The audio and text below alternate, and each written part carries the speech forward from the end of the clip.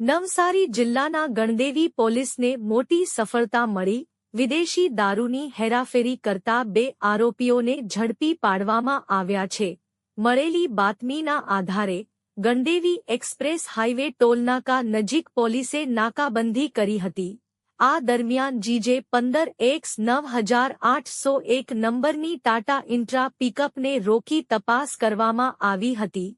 પિકઅપમાંથી ભારતીય બનાવટની ઇંગ્લિશ દારૂની બોટલો અને બિયર મળી કુલ 288 નંગ, જેની કિંમત ₹2,65,000 હોવાનું સામે આવ્યું છે।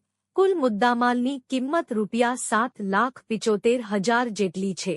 આ કેસમાં યોગેશ નાયક અને ધ્રુવ ધોડી નામના 2 આરોપીઓને ઝડપી પાડવામાં આવ્યા છે, જ્યારે દારૂ ભરી આપનાર અને મંગાવનાર 2 આરોપીઓને વોન્ટેડ જાહેર કરવામાં આવ્યા છે।